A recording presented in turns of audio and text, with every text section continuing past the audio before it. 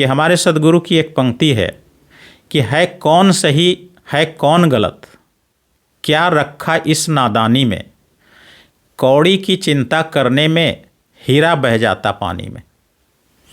जब भी शिकवा शिकायत हो समझना तुम ही खलनायक हो, अथ बोधम शरणम गच्छामि भज ओशो शरणम गच्छामि। आज हम आए हैं अपनी बात चैनल के स्टूडियो में। जो ब्रजेश जी हमारे मित्र हैं, उनका ये चैनल है, उस पर हमें आमंत्रित किया गया है। हमेशा मनुष्य के जीवन में और उसके मन में, उसके विचार में दो बातें आती हैं, क्या करें क्या नहीं करें, क्या पाप है क्या पुण्य है, क्या अच्छा है क्या बुरा है, क्या ठीक होगा क्या गलत होगा। तो इस संबंध में हम दो तीन बातें आपको कहना चाहेंगे कि अक्सर लोग को यदि गुरु खोजना होता है और आध्यात्मिक गुरु खोजना होता है या शिक्षक ही खोजना होता है, तो हम लोग ये फ्लिक्शन में पड़ जाते हैं कि कौन अच्छा है, ये अच्छा है कि वो अच्छा है, और इस अच्छा की खोज में हम लोग कभी अच्छा तय नहीं कर पाते। तो इसके लिए हम ये कहना चाहेंगे कि कबीर साहब की एक पंक्ति है कि बुरा जो देखन मैं चला, बुरा न मिलिया कोई, जब दिल खोजा आपना, मुझसे बुरा न कोई। तो कभी ये तलाश ही नहीं कीजिए कि कौन सबसे अच्छा है और कौन सबसे बुरा है, क्योंकि तलाश जब भी होती है, खोज का नियम, ये जो प्रकृति चल रही है दिव्य 12 नियमों से चलती है, उनमें से एक नियम है खोज का नियम। खोज का नियम ये कहता है कि कभी भी किसी चीज़ की खोज अच्छे और बुरे के बीच नहीं करें। कम अच्छे, ज़्यादा अच्छे और कम बुरे के बीच खोज होती है। खोज कभी भी अच्छे और बुरे के बीच होती नहीं है, पाप और पुण्य के बीच होती नहीं है। तो इस संबंध में हम ये कहना चाहेंगे कि हमारे सदगुरु की एक पंक्ति है कि है कौन सही है कौन गलत, क्या रखा इस नादानी में, कौड़ी की चिंता करने में हीरा बह जाता पानी में।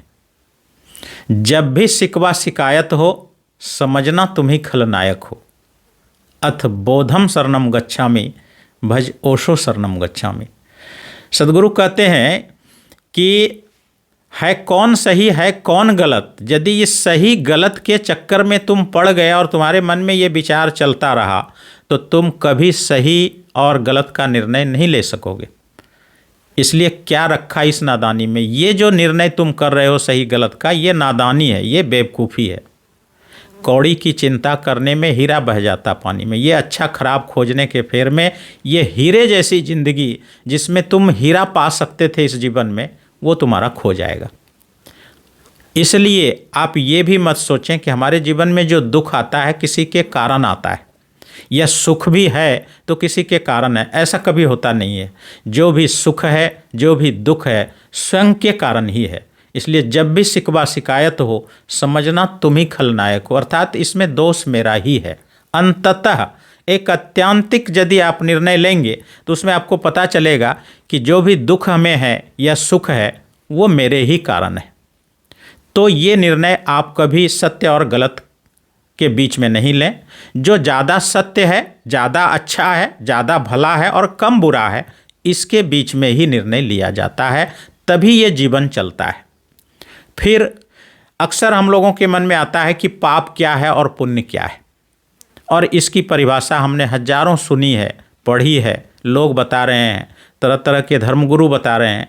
लेकिन इस संबंध में मैं ये कहना चाहूँगा कि पाप सिर्फ वही है जो हम बेहोशी में करते हैं, और पुण्य वही है जो होशपूर्वक करते हैं। यदि आपके जीवन में जागरूकता हो और उस समय जो आप करेंगे वो सब पुण्य है, और यदि आप में बेहोशी है, मूर्छा है, और उस समय आप जो भी कर रहे हैं, चाहे वो आप मंदिर में बैठ कर के माला जप रहे हैं, वो भी पाप ही है। इसलिए बेहोशी में किया गया कार्य सब पाप हैं, और जागरूकता और होशपूर्वक किया गया हर कार्य वो पुण्य है। इसलिए पाप पुण्य का निर्णय ऐसे लें, सही गलत का निर्णय ऐसे लें। फिर ये सवाल आता है कि क्या करें और क्या नहीं करें करने के संबंध में।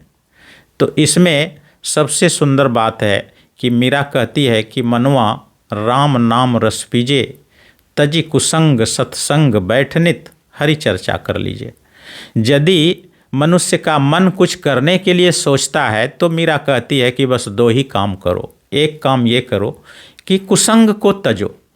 कुसंग अर्थात दूसरे को मेरे प्रति क्या करना चाहिए ये भाव ही कभी आने मत दो, ये विचार ही मत करो कभी कि दूसरे को हमारे प्रति क्या करना चाहिए। ये सब कुसंग है। मीरा कहती है इस कुसंग को तजो और सत्संग करो। सत्संग क्या है कि हमें अभी तुरंत क्या करना चाहिए, दूसरा क्या करता है, दूसरा क्या कहते हैं, दूसरा क्या सोचते हैं। यदि ये आप सोचते रहोगे तो कभी भी आप कुछ नहीं कर पाओगे। इसलिए आपको क्या करना चाहिए इसके बारे में हमेशा सोचिए, यही करने योग्य है। करने के संबंध में दो निर्णय है, तजी कुसंग सत्संग बैठनित। दूसरे को क्या करना चाहिए ये कभी नहीं सोचिए, खुद को हमें क्या करना चाहिए ये सोचिए, तो इससे आपका करना हो जाएगा। और जब भी आप निर्णय लेते हैं तो ज़्यादा सही और कम गलत के बीच।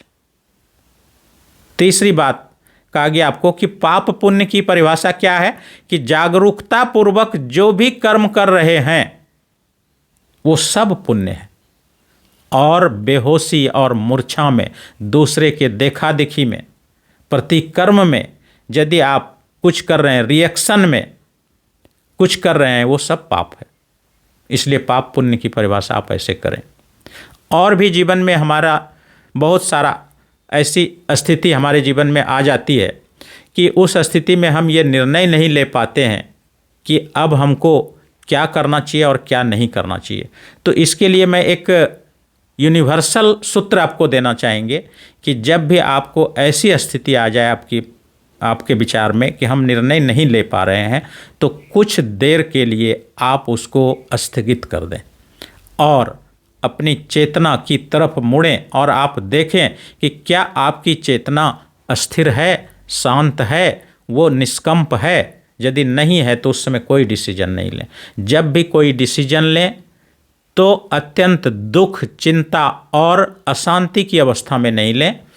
और दूसरी स्थिति ये भी कि बहुत ज़्यादा आप खुश भी यदि कभी हैं और बहुत ज़्यादा आप आनंदित भी हैं और बहुत ज़्यादा आप कहीं खुश नज़र आ रहे हैं, तो उस समय भी कोई डिसीजन नहीं लें, क्योंकि अधिक खुशी भी ये हमारी चेतना की उत्तेजित अवस्था है और बहुत ज़्यादा दुख और अशांति भी हमारी चेतना की उत्तेजित अवस्था है। इन दोनों उत्तेजना की अवस्था में कभी कोई डिसीजन नहीं लें। जब भी डिसीजन लें एक सामान्य अवस्था में अपने आप को पहले देखें कि हमारे अंदर कोई हलचल तो नहीं है, कोई निष्कंपता तो नहीं है, कोई स्वार्थ की भावना तो नहीं घिर गई है, या कोई राजनीति तो नहीं है। इन सब बातों से मुक्त होकर के जीवन के कोई भी डिसीजन लें और निर्णय लें, निश्चित रूप से आप जीवन में सफल होंगे। और वो डिसीजन हमेशा आपका प्रेमपूर्ण हो, बहुजन हिताय बहुजन सुखाय हो।